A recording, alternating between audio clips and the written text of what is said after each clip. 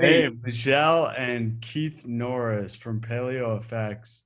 Um, Two people that have absolutely influenced the trajectory of my life enormously and have shown shown me and so many others how to empower ourselves and to take control of the one thing we have control over, ourselves and our reactions to whatever happened in this world.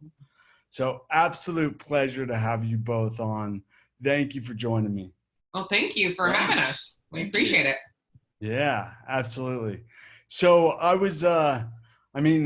know you put out an email not too long ago about how your annual event, Paleo Effects, what brought us together, had to be postponed for the time being, canceled, in light of the coronavirus. and and that's where we are with things. How are you guys holding up with the quarantine and being at home, and how have you been spending your time? Well, we've been busy. I'll believe that. We've been extremely busy. I would say holding up, doing pretty well.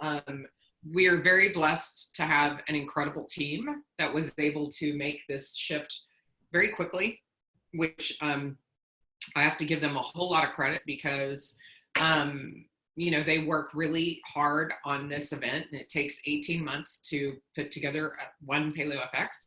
So they're usually working simultaneously on two events at a time, and right now they're getting ready to work on three at a time. So by the time we're able to hold Paleo FX, they will be starting to work on the third one. So kind of to go 16 months in and kind of pull the rug out from under them was a lot, and we feel really bad for what that happening. But unfortunately, we made the decision to reschedule versus being controlled by the city of Austin and them telling us we're canceling your event altogether. You just can't even have it. So we made the decision to reschedule before that was kind of pressed upon us. Now, that still can happen. We should know in the next couple of weeks whether or not we're going to be allowed to move forward with the July dates. So we moved from April 24th through the 26th to July 14th through the 16th. And a lot of people are like, wait a minute, you had weekend, whatever. So the deal is that because Paleo FX takes over the entire Palmer Event Center for 5 days, it really limits our options on when we have the space available to us. We even told them, look, we'll take away one of the days to move in if you can get us in 4 days at any other time. So 4 or 5 days. And the only options that we had was 4th of July weekend or the days that we chose. So we didn't want to impose on a 4th of July weekend, especially coming out of coronavirus where people are, sometimes separated from family, and they're going to get a chance to go spend a vacation with family or a holiday or something like that. We definitely don't want to intrude on that kind of a holiday. So we made the decision to go with doing it during the week, which is not normal for us, of course, but it is what it is. So, our team has just stepped up and done the work, and nobody's complained. Every single person has just really jumped in and done what they can to really make things the best that they can for the attendees and for the exhibitors and sponsors that this has affected. And so, it's been an interesting, it's like, we've been joking around that PaleoFX is like this giant cruise ship, and it was full steam going this direction. And all of a sudden we were told we had to immediately turn around and go the other direction right now. And so that's kind of how it's been for the whole team and for us. So this last 3 weeks has been a blur for us, an absolute blur. If it weren't for the cancellation or the postponement of like evening gatherings, and especially all the South by Southwest stuff that we would have normally been going to, it's kind of like just normal work week for us, right? Except for that. And I think the only thing that I am thrown out of my normal routine is I'm not going to a gym to work out. I'm going outside to work out. And in fact, I'm going to go ride my bike later, put some miles on my bike. He's going to go ride his bike and go to the grocery store for me. Right. Yeah. And then go by the pharmacy. And then, that's what he's doing. Just saying. There you go. Perfect. Perfect. Yeah. So, so something you guys promote and have been, talking about, and I'm sure your whole team is on board with this too, is resiliency. And that's why you're able to shift so quickly. When things are thrown at you, you're resilient. That's what your entire company is based on, is being self-reliant, self-resilient. And it's really cool to see you shift in this. I wanted to give the audience some tools right now. We're dealing with, there's the coronavirus, there's this threat happening, and there's this pandemic spreading of a virus, and there's this pandemic spreading of fear and feeling out of control, and losing our jobs and the economy crashing down. So there's a lot going on right now. People are stressed. People are scared. And, something that you wrote in a post not too long ago, I believe it was your writing, but essentially focusing on whatever we focus on grows. It expands. And I use this analogy in neuroscience as well. I say, imagine your brain is a garden. Your thoughts are the seeds, and your attention to those thoughts, that's the sunlight and water, because that's how neuroplasticity works. Those thoughts you give your attention to, those plants, those pathways grow and they get stronger. So what are we focusing on? And we can focus on the weeds and the things that are scaring us and things like that, and those will grow. We can focus on the flowers we want to grow, and those will grow, and the roots will take over the weeds. And I'm not saying ignore the weeds, but where do we focus? And this is, anytime we say something will happen, why don't we make sure that whatever we're projecting the future to be is something we want? Exactly. Yeah. Well, I would say right now, what you need to focus on, or what anybody needs to focus on, is what they can control. That's it. Don't focus on the things that are completely out of your control. You don't have control of what our government is saying or doing right now. You don't have control of what mainstream media is saying or doing right now. You don't have control over the predictions that are coming out and all of these things that are happening and the hype around all of this. And so right now, control only what you can control. And that's everything that's happening right here and in this right here. So you take care of the things that you need to take care of for yourself and for your family. And the thing is that there is nothing good going to come of sitting and worrying about things that are being predicted. And I'm totally with you. If we're going to make predictions, let's make some predictions that we actually want. Let's do some things that are actually, let's talk about what we vision or what we want for the future after we come out of all of this. Let's talk about the things we do want and what can happen, and what, if we put our focus and our intention and our thoughts and our doing and all of our actions behind it, those are the things that actually can happen. And so my thought process is this: right now we're in an awakening, and hopefully everybody's gotten the wake-up call. Hopefully, particularly here in the United States, this was a huge wake-up call for you to take stock of your life and what you have in your life and around you and in your environment, and making the decision of what it is that you actually want out of your life. And the thing is if you're really, really scared about getting a virus and possibly killing you, then the first place you need to look at, and the first thing you need to focus on, is where's your health? Where's your nutrition? What are you eating? What are you doing every day as far as what thoughts are you putting in your head? How are you talking to yourself? what is the things that you surround yourself with, the people that you surround yourself with, the environment? Is your environment clean? Do you have toxins in your environment in your house? Do you put them on your body? Do you put them in your mouth? Are these the things that are getting fed? Things that will grow. The toxins will grow just the same way as the nutrients. So focus on those things. The first things first is, if you are worried about getting this virus and dying, then your first thought and your first action should be, what do you do about your health?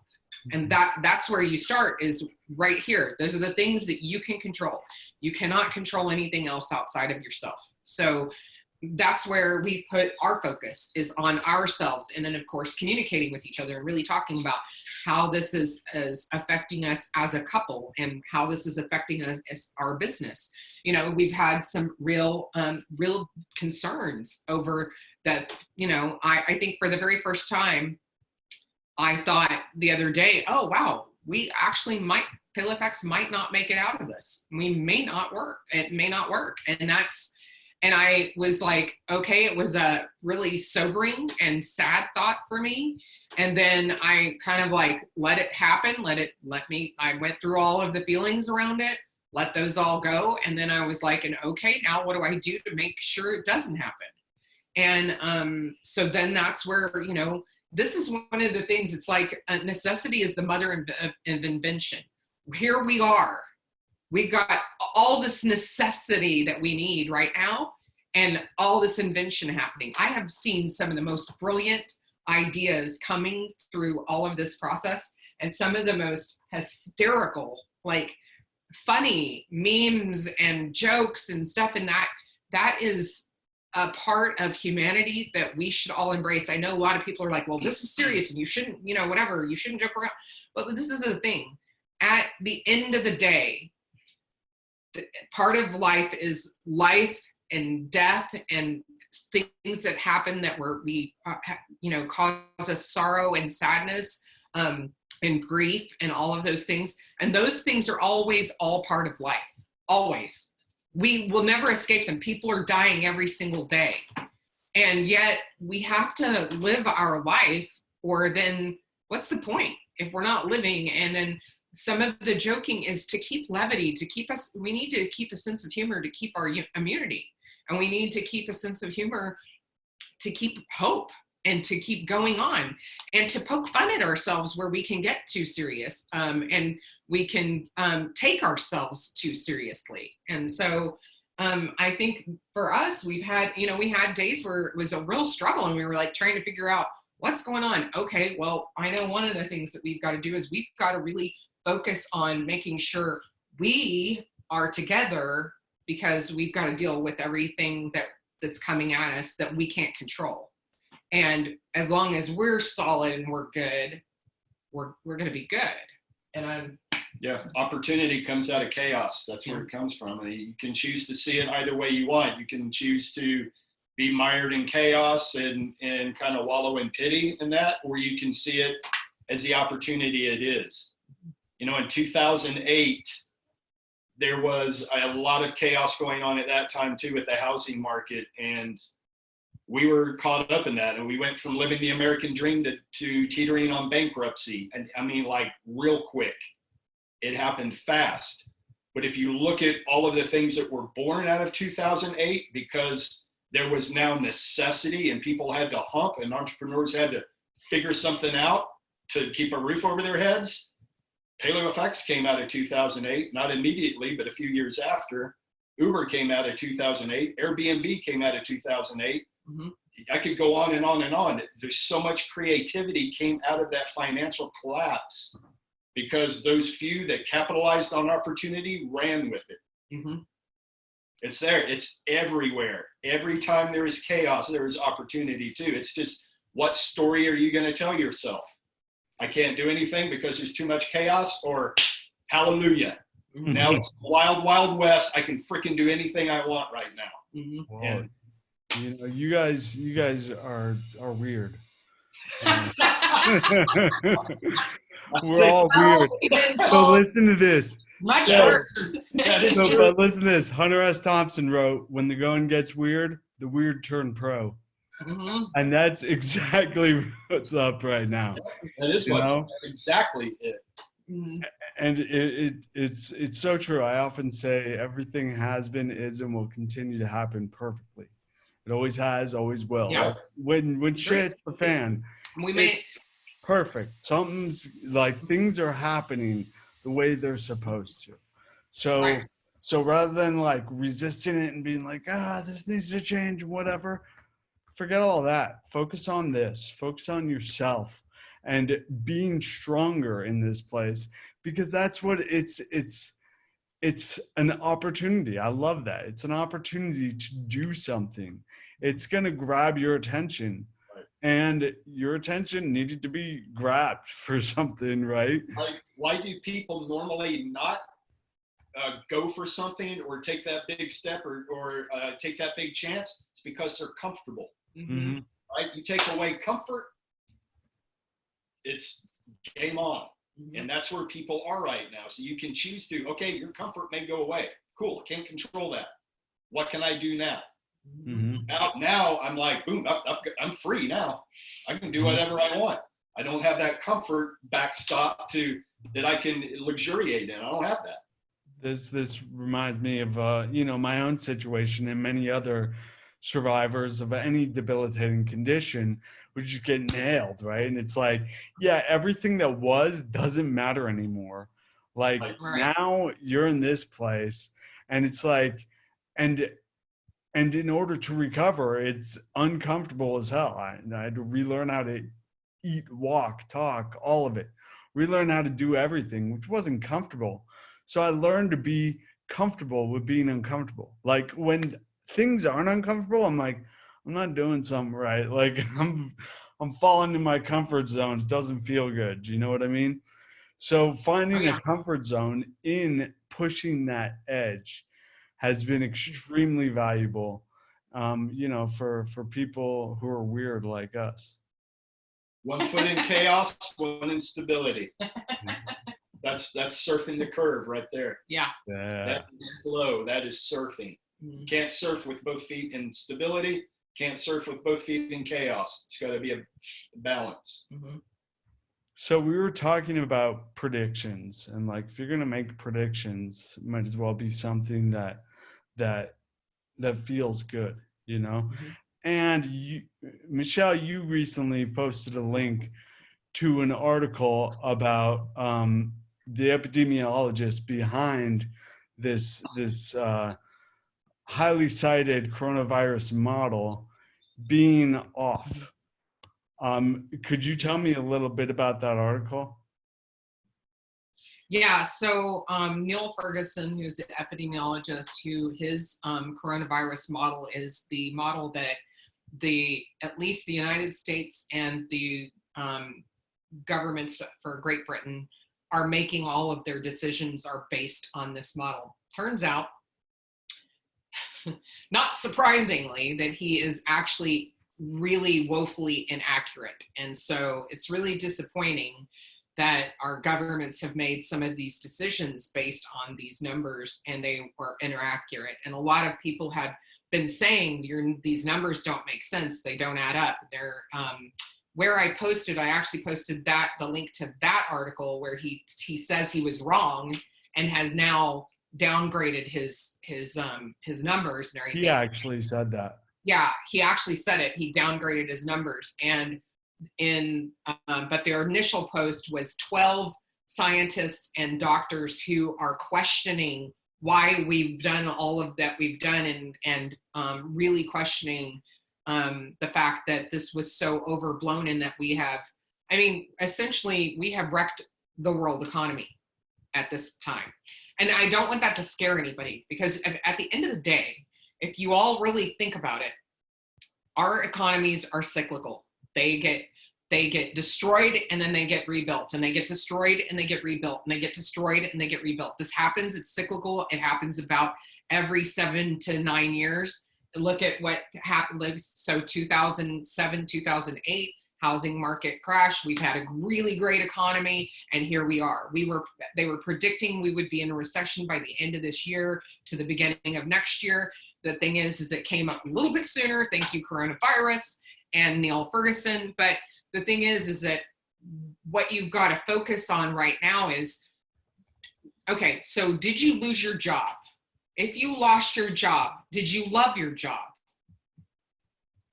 If you didn't love your job, what would you like to do now? You have the opportunity to do that. You maybe didn't have that a week, 2 weeks, 3 weeks ago. You may not have had that opportunity. You've got it now. So decide what you want to do and go do that now, because there's nothing holding you back. Right now, you're quarantined, you're probably in your house, you're probably on your computer. Start figuring out what it is you really want to do with your life. What is the thing that you love? What are you passionate about? Do it.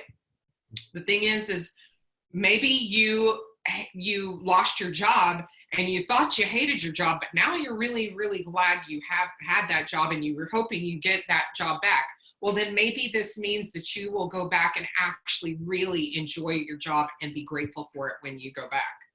Or maybe you've just decided, you know what? I've decided I'm going to the coconut farm and I'm out of here because this is crazy. And that's great too, because I know that's the one we would choose if we were in that position right now.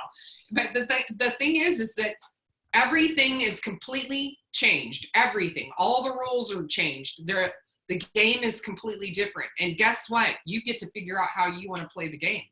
You get to do all of that right now. There's nothing that's holding you back from doing exactly what you want to do.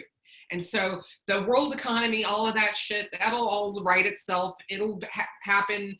It's going to be what it's going to be. And really, at the end of the day, how it affects most people in the United States is only the people that rely on the government. My recommendation is make sure you don't ever have to rely on our government. And I know that's what we do. We work on making sure that the government is irrelevant to us, other than right now. Of course, obviously, we're all in this at this point. But other than that, the government is irrelevant to me on a daily basis. I am not reliant on the government for anything. Even right now, I'm not reliant on the government for anything. And so my recommendation is make sure your life is not reliant on our government. That is being anti-fragile. Go through periods like this, you get drugged behind the truck a little bit, you come back stronger on the other side of it. And it's just a wash, repeat, wash, repeat. You come back stronger every time you come back. And that's what being anti-fragile is. You learn from mistakes, you bounce back, you're stronger, you're better, you're smarter. You go through another difficult period, you come out again. I'd like to think that Michelle and I now are much smarter than we were in 2008. We're much more resilient than we were in 2008. We've got more skills, more personal knowledge and wisdom that can never be taken from us. You know, the house might be taken from us, money might be taken from us, everything might be taken from us, but you can't take our skills. Mm-hmm. Those are innate. We've learned those. Those are in bank here. Mm-hmm. And we can employ those. It doesn't matter what the situation is. You know, I interviewed Dr. Alex Vasquez not too long ago, and he said, you know, while we're all stuck at home, learning is always available and it's totally optional, right? So what skills can we acquire right now? Lots of skills we can acquire right now.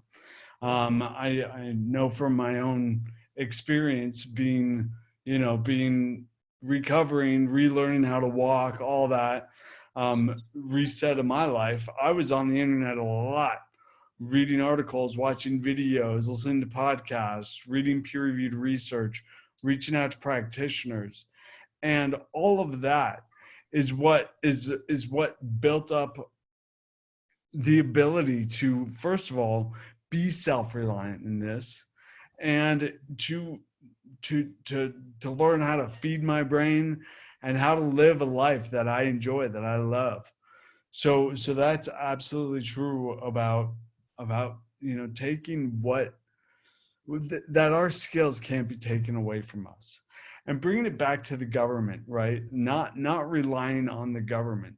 And government's interesting, right?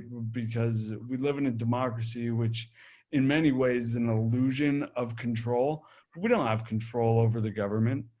And so it's not something we need to put all of our attention on.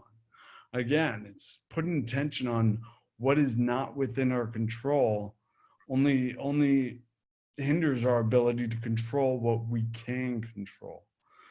So I think the only thing with government right now, as far as I'm concerned, is that everybody that is in an office currently in our government anywhere should be ousted at this point.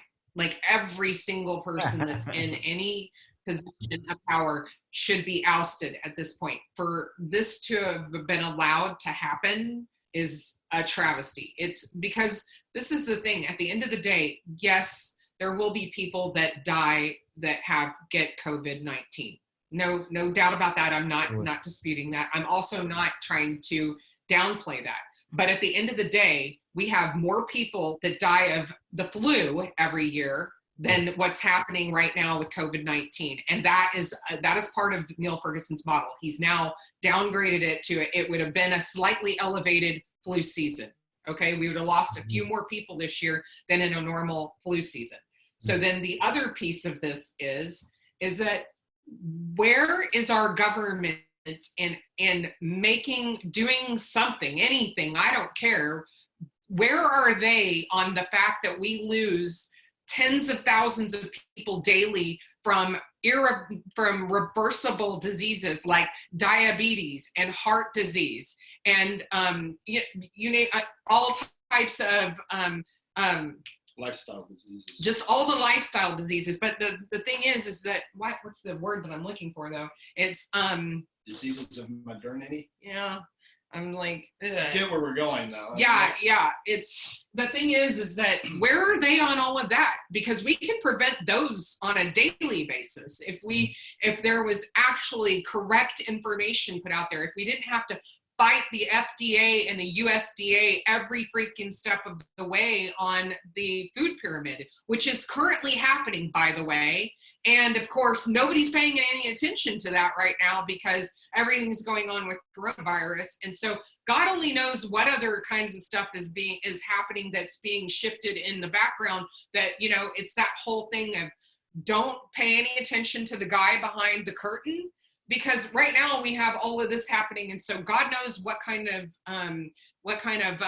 bills are being passed by Congress at this point in time. It's totally ridiculous because right now nobody's paying any attention to what they're doing outside of coronavirus. Nobody cares about any of that. So this is the one thing that you can say about the United States government, and probably any government, is they sure as hell don't waste a crisis. They certainly make sure that they get the most out of it. So here we are, and we probably have another 5-6 years, whatever the thing is, of having our food pyramid or our My Plate or whatever the heck they're going to call it this time, through the FDA and the USDA coming out telling us what we're supposed to eat. And right now they're trying to remove saturated fats and low carb diets from that.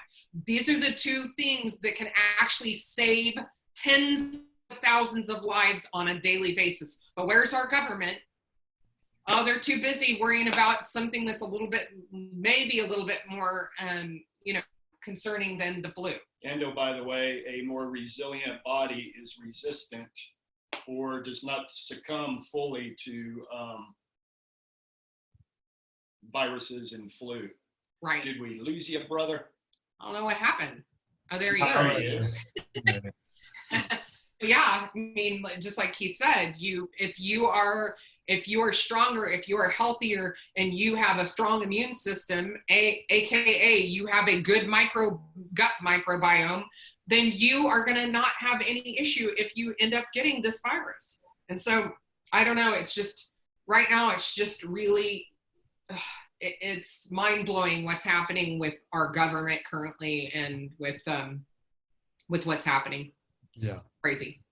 Yeah, absolutely. And what I notice is very much political it becomes. And we have, people Always does. what's that? So it always does. Always does. But people are banding together and like shaming people who even bring up the idea of questioning what they watch in the news or what they see on TV, or even like I posted a statistic reported by the CDC, and then, you know, with the humor aspect of things, hashtag just saying, and 150 comments later, people just freaking out like, you're not taking this seriously and all this stuff. And I didn't say I'm not taking it seriously at all. I'm just saying let's take a look at what is, you know. But when we band together, and what that comes from is where our limbic brain basically takes over, and we just have a limbic response that's just attacking. And I've seen people, you know, do some say some things that wouldn't be expected if they weren't in a heightened state of stress. Mm-hmm. And, you know, dealing with that, I guess for me, it's kind of just letting people have their experience, just allowing and being like, cool, do your thing. I'm not going to sit there and argue with that. But it's so political, and this again illusion of control that people latch onto is what it often feels like. So have you guys experienced anything of that sort? Yeah, one thing I would like to say about that. So when all of this is said and done, we get through all this, I hope that we can go back and look at the statistics of the people who were hospitalized, of the people who died, and figure out, okay, of that population who was hospitalized or that died, what was their pre-existing conditions before they came in? Oh, I was on a rant. Yeah, I think he's still there. I think he just Okay. asked to keep talking because we're still live. What was their pre-existing conditions before they came in? Were they obese? Did they have diabetes? Did they have heart disease? Did they have high blood pressure? Leaky gut. Did they brain, smoke? Did they Alzheimer's. have any kind of condition like that? If so, what could we have done 10 years ago to prevent them from ending up in the hospital right now during this crisis? And if there is something we can do, I'm saying there is. Now, why the fuck don't we start doing that now to prepare for the next iteration of coronavirus? Because there will be another one, and another, and another, and another. We've been living with these viruses from the time we started walking upright and way before that. So yeah, that's just the nature of the environment we live in. We can either be anti-fragile against that, or we can become weaker and weaker and weaker and weaker. And there you are. At the end of my rant. As if I'm Q. And it's like, you know, what you're saying about being anti-fragile and staying out of the hospitals, especially now we see how hospitals are being overrun. And by the way, my heart goes out and my appreciation, admiration to every healthcare worker that's in the hospitals, especially dealing in the emergency space. Kudos and thank you to all of you. And the other, so keeping people out of the hospital, like you're saying, being anti-fragile, it's where a virus like this, you just brush off. It's not a big deal. You know, it's like the flu. And when you look at people who are dying, it's people who are much older and all with comorbidities or co-infections that become comorbidities, which basically means other infections that are also happening along No, with. yes, and that's the big difference. Dying from or dying with is a huge difference. Huge difference. Yeah. I like that. Because one of the things that they're seeing, particularly in Italy, is that they have a lot of these people already had multiple issues going on. Even though they're older, they had multiple issues going on. And so some were already hospitalized. And so then what happens is they're in a basically a petri dish there. and they end up with COVID-19, but they were already dying of something else. So now they're being counted as the COVID-19 death when that might not be what took them out. They just happened to have it when they died. And so the thing is that were they gonna die already? And it's not trying to be insensitive to deaths. We just really need to get to the bottom of this. We need to know the answers, because we need to make sure something like this doesn't happen to us again, because we need to again, be anti-fragile, be hard to kill, be healthy, but we need the government getting out of our way and letting us do that, for one, which they're in our way every step of the way, between the farm bill and the way that we subsidize crops and the way that we subsidize crappy food that does not nourish people, that makes people sick. And then of course they need to be on pharmaceuticals. And then we've got, on the other side of that, Monsanto, so all of the GMOs, you name it. So we have all of these things that are trying to coexist together. And then at the end of the day, when you're talking about human life, and if that's what we all are concerned about, then we need to get real numbers, and we need to get real information, and not be like this whole, oh, well, let's be sensitive because yes, they may have had all of these things going on, but they did get COVID-19. So we really need to have those numbers. No, we don't. We need to know the real numbers, because again, we're wrecking the entire world economy right now for this that might not be what they said it was going to be. And so far, it isn't looking like it's going to be what they said it's going to be. It doesn't even look close. It looks like maybe a little bit heightened flu season. Well, we lose 20,000 people a year from flu season. That's again, these are the people that are already susceptible, already in the end stages of life, that are already sick, that already have all these other, pre-existing conditions, have all different types of diseases of modernity, may have other extenuating circumstances. Maybe they, worked in factories that, destroyed their lungs half their life. Who knows? But those things, all of those things need to play into the real numbers. And we need to have real numbers, and we need to have real answers about what's really, truly happened here. And I think the real answers are being anti-fragile. It's not promoting food that makes us sick. It's not subsidizing farms that are using GMO and Monsanto's agriculture, which is shown to increase intestinal permeability or leaky gut, which leads to an enormous amount of problems. I know, Keith, you're launching or maybe you both are launching a gut brain program. Tell me about that. Yeah, so this program is looking at the coral, or the how can you say, the talking caught me totally off guard. The axis relationship in the brain. Mm-hmm. And the fact that, for every 9 signals from the gut to the brain, there's only one from the brain to the gut.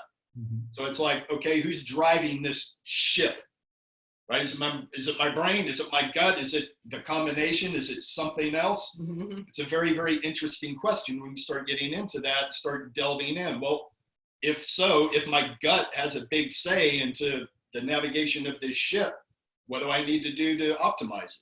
What does that look like? And again, this comes back, this always comes back full circle. I don't know what the next thing is going to be, the next virus, the next economic situation, the next, whatever that chaos is. I have no clue. I don't know what that is. The only thing I do know is that the healthier I am, mentally, physically, emotionally, relationally, tribally, spiritually, financially, the stronger I am in all of those areas, the better equipped I'm going to be to navigate whatever that landscape is going to be. So I don't worry about tomorrow. I don't worry about that. I can control right now, today. I can control this ship right now.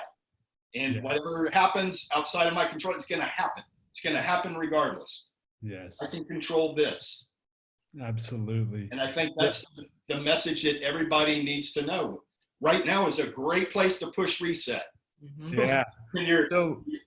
When you're having to sit at home and you're sequestered, and boom, reset button. Now, what am I going to do tomorrow to be a better version of myself? I don't have to be the complete better version, that I can take one step forward, one step forward, one step forward. What does that look like?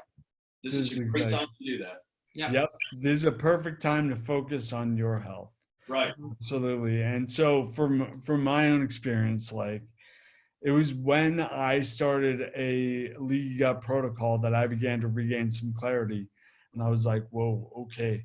And I dove into study with that clarity to learn everything I could to give my brain the best shot to recover. And guess what? For the brain to be healthy, everything else needs to be healthy. And it starts with our digestion. And, you know, when you're talking about the co-infections, comorbidities, like, all of that starts with what we put in our body. So there is nothing more important than the control of the food we eat and the water we drink and the air we breathe. Right. You know, there's nothing more important than that. So I appreciate you both so much. Where can people learn more about you? PaleoFX.com is our website, and then PaleoFX on all the social channels.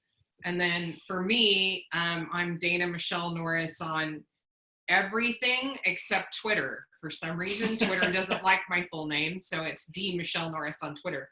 And then I'm on Twitter. I'm the very unique Keith Norris, very unique handle there. And I do blog occasionally at a blog called Theory to Practice. You just Google Theory to Practice in Keith Norris, you'll get to that. And I also goof around on Instagram every now and again at Theory #2 Practice. Thank you guys so much. I love you both. You're both family to me. So much appreciation, and thanks for putting things into context with the scare happening, the threat happening, and what we can do to empower ourselves. Thank you for having us. We love you too. All right. See you guys.